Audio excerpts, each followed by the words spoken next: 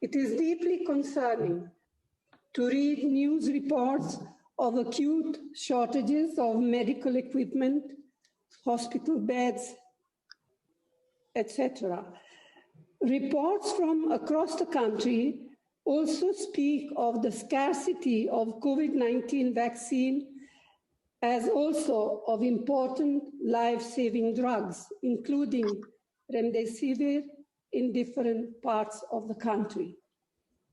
It is in these challenging and emergent times that we, the members of the Congress Working Committee, meet.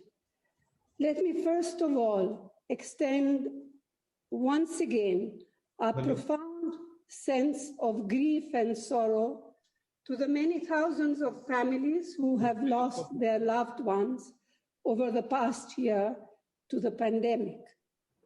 Their pain and anguish is our pain and anguish. And let me also reiterate our deepest sense of gratitude and support for the frontline health workers and the medical fraternity who have been rendering phenomenal service in the face of the severest of pressures and risks. We salute their sense of duty and dedication.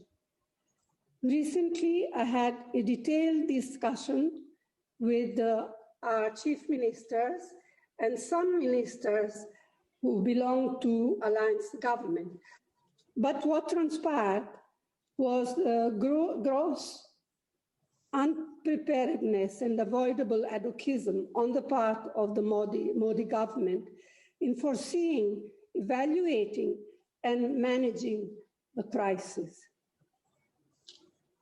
Some of our chief ministers told me that they were left with just a few days of vaccines. They had no oxygen and they were running out of ventilators. But there has been a thundering silence on the part of government. On the contrary, some other states of interest to the BJP have been receiving preferential treatment in terms of equipment, etc. Instead of listening to the constructive suggestion of our party and other opposition leaders, some union ministers have been pressed into service to attack leaders of the opposition for giving suggestions. And it seems to me that this convoluted me versus you debate is completely childish and unnecessary. It is true that after months of denial, the central government has now given emergency use authorization for vaccines developed elsewhere. I suppose better late than never, but at what cost? India has already exported nearly 6.5 crore COVID-19 vaccine dosages to other countries.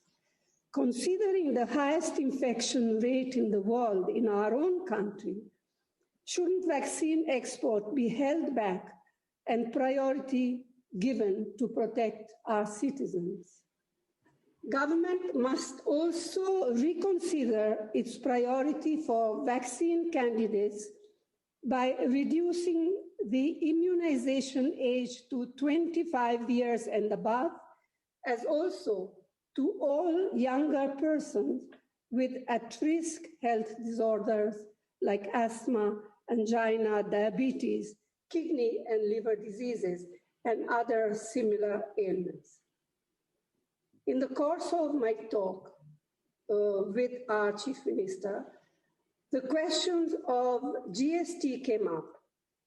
They felt that as a preliminary measure, all equipment, instruments, medicines, and support required to prevent and treat COVID-19 should be made free from GST.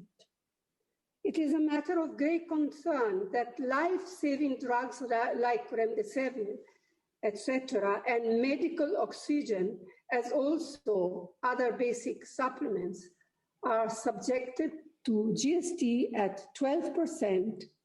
Even basic equipments like oximeters and life-saving critical equipment like ventilators are subjected to 20% GST. In the current state of affairs, this is inhuman and untenable. As the central and state governments move ahead to control the situation by resorting to partial curfews, travel restrictions, closures, and lockdowns, we will be again restricting economic activity that will hit the already beleaguered people, especially the poor and the daily wagers. It is therefore imperative to provide monthly income support and transfer an amount of 6,000 rupees in every eligible citizen's account. We have made this request to government earlier on. Similarly, with reverse migration of labor already having started, it will be critical to immediately address their need of safe transportation, as indeed their suitable rehabilitation in host as well as home states. So let us ensure that these suggestions and other suggestions that you will be making, let us hope and ensure at least that the Modi government will listen to them or take them or some of them into account in the true spirit of democratic tradition.